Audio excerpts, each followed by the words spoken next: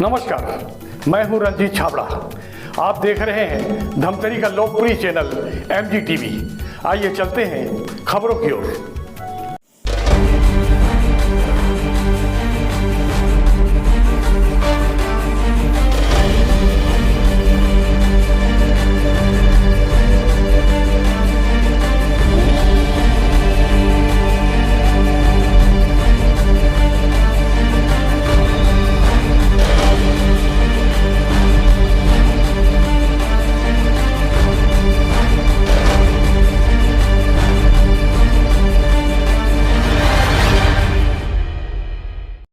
डेढ़ साल से आम रास्ते पर अतिक्रमण हटाने के लिए संघर्ष कर रहे नगरी रोड के भूस्वामी अशोक बुधवानी, मनीष पाटीदार, प्रदीप सेठिया और रौनक अग्रवाल को उस समय थोड़ी राहत मिली जब नगर निगम का अतिक्रमण तोड़ू दस्ता पूरी तैयारी के साथ नगरी रोड में आरोपी सुरेश वल्यानी द्वारा अतिक्रमित सीढ़ी का हिस्सा तोड़ने पहुंचा।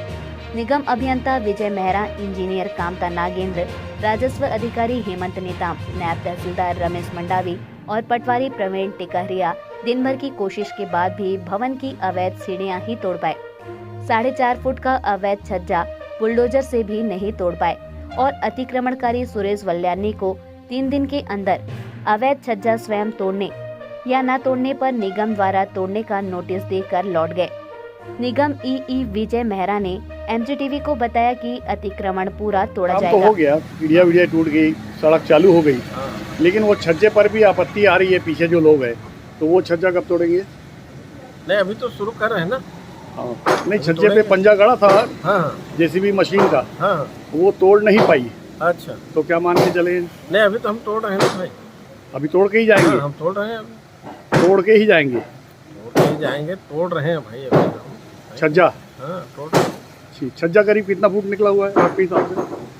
4 फीट के आसपास। मौके पर पहुंचे चैम्बर ऑफ कॉमर्स अध्यक्ष महेश जसूजा और सचिव राजा रोहरा ने कहा कि निगम कार्रवाई पक्षपात पूर्ण नहीं होनी चाहिए। सभी अतिक्रमणकारियों पर समान कार्रवाई होनी चाहिए।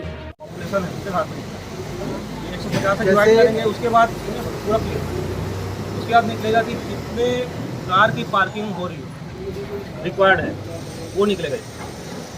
यदि और एक कार के लिए 25 वर्ग मीटर, तो फिर आप कर लीजिए कितने वो हुआ है आपके उसमें कम आ रहा होगा। नहीं, इसका नियमितीकरण के लिए आपने कैंसिल किया है 50% कार पार्किंग। इसमें अपने 25 नियमितीकरण का कैंसिलेशन कलेक्टर साहब ने किया है। हमने वही मैं एक आपसे जानकारी ले रहा हूँ, मैं ब्लेम नहीं कर रहा हूँ। 50% मान लो इसने रोड से भी 15-20% छोड़ करके अपना 15 फीट से ज़्यादा छोड़ के कंस्ट्रक्शन किया है। 15 फीट का आप सोच लो, 15 बाई 40 कितना स्क्वायर फीट हो गया? वो कार पार्किंग के लिए ही आप लोग छुड़वाते हो। 15 फीट छोड़ने के बाद अगर एक पार्किंग नेशनल हाईवे से सुनिए बता रहा हूँ, 15 फीट जो छूटा है वो रोड की जमीन छूटी है। रोड तो आपका नाली के उस पर हुआ। रोड प्रस्तावित जो है 30 मीटर है। हाँ। 30 मीटर यहाँ आ रहा है, मतलब सेंटर से 15 मीटर यहाँ पे आ रहा है। ठीक है, यहाँ पे आपको फिर वो और छोड़ना है पार्किंग के लिए। पहले रजिस्ट्रेशन, वो रजिस्ट्री कोई मतलब नहीं, रजिस्ट्री हो ना हो आपको छोड़ना ही पड़ेगा। अपनी भूमि भी छोड़ना पड़ेगा। यदि रोड की लैंड आई तो उसमें छोड़ना पड़ेगा। तो जब ये नक्शा बनता है तो उस समय डिक्लेयर रहता है। परमिशन वैसे दिया है, इनको वैसा परमिशन दिया, लेकिन आवासीय मिला था। एक चीज समझिएगा, आवासीय के लिए अलग गाइडलाइन है। आवासीय तो आपका देखो इस मामले में ना क्या होगा मालूम है आपको? आवासीय अगर आप बोल करके नक्शा पर, तो धमतरी में मैं बोलता हूँ 70% अगर ऐसी से आपको आएगी तो आप सबके ऊपर कार्रवाई करनी पड़ेगी। इसी के लिए तो कार्रवाई चल रही है। सबने नियमितीकरण का प्रोसेस अपनाया हुआ है। नियमितीकरण को तो आपने नियुक्त करा दिया ना। इनका उस गाइडलाइन में नहीं है, बैठ रहे हैं। नहीं, ऐसा तो खैर मैं समझ रहा हूँ, आप अपनी जगह ड्यूटी कर रहे हो और क्या हो रहा है क्या नहीं हो रहा तो सब आदमी समझदार है, सब समझते हैं। उसको इस मामले में उल्लेख करके मैं आपके साथ कुछ नहीं कर सकता। और ये तो स्पष्ट दिख रहा है क्या इन्होंने इतना बढ़ाया हुआ है, स्पष्ट दिख रहा है। मतलब भेदभाव पक्षपात कर रहे हैं, ऐसा मानते हैं आप? भेदभाव को अभी मैं तथ्यों के आधार पर तो नहीं बोलूँगा मैं, लेकिन शासन के नियमों को पहले समझना पड़ेगा।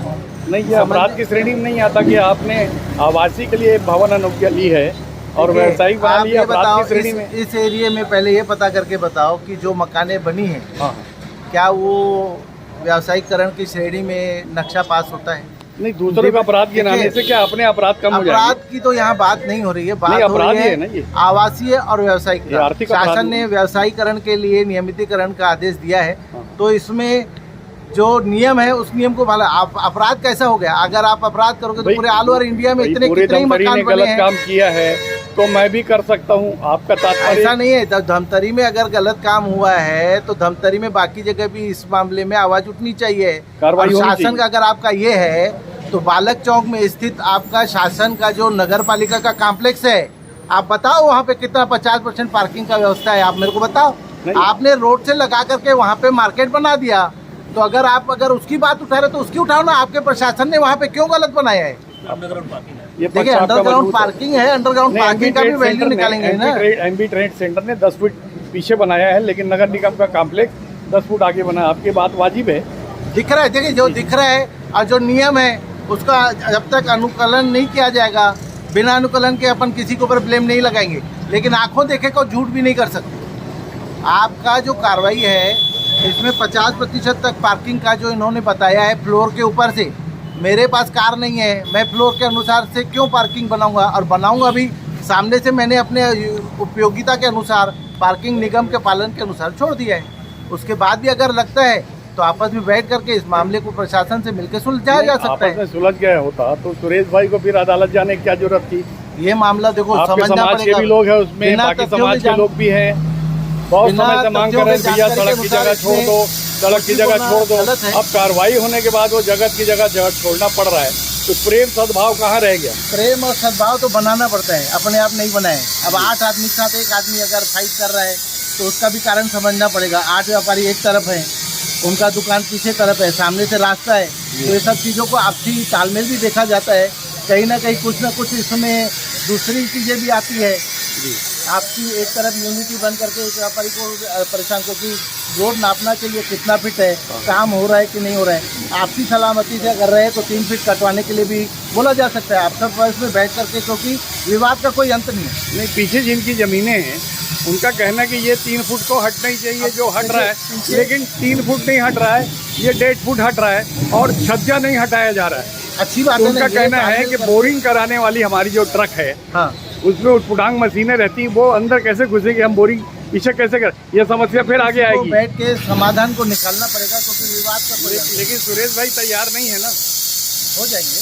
आपस में बैठ के कोई भी चीज़ का तालमेल निकालना पड़ेगा।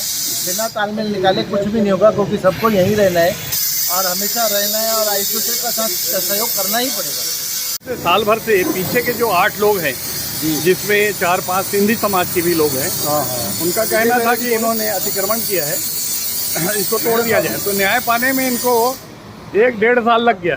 तो क्या लगता है, देर से मिला हुआ न्याय है?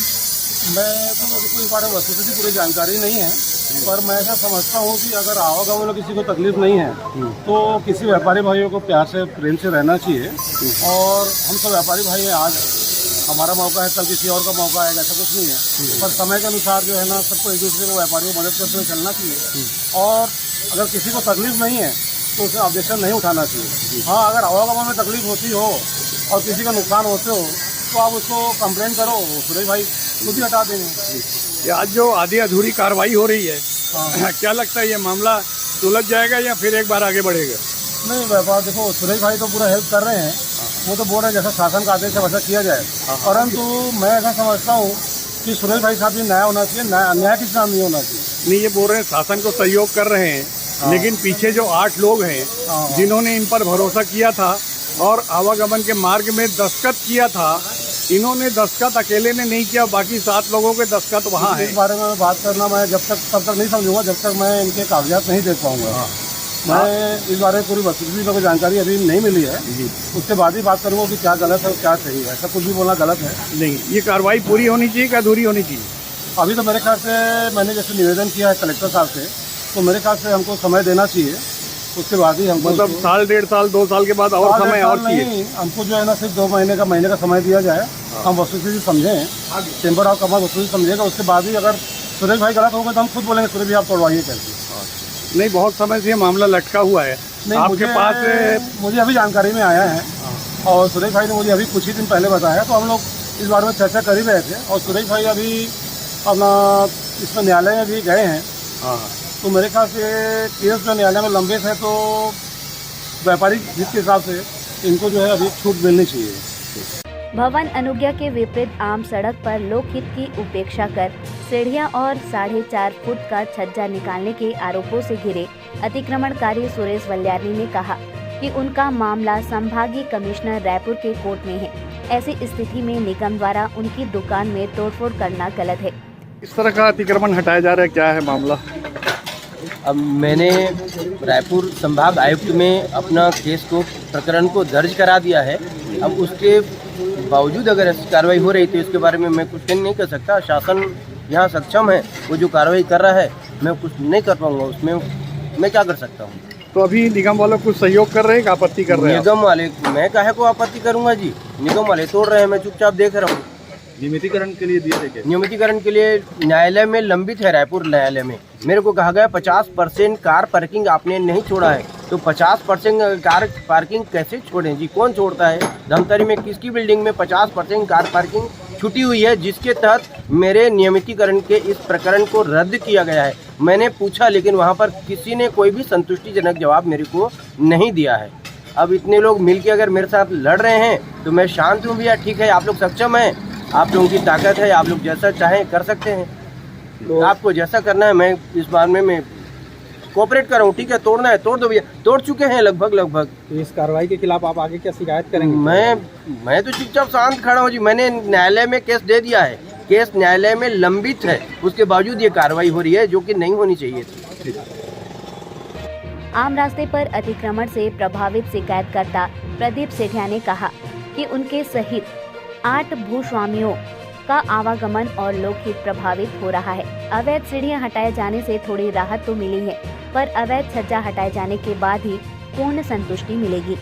प्रदीप भैया, ये अतिक्रमण हटाओ नगर निगम आया हुआ है, हाँ, आप लोगों ने किस तरह की शिकायत की थी जिसके कार्रवाई हो रही है?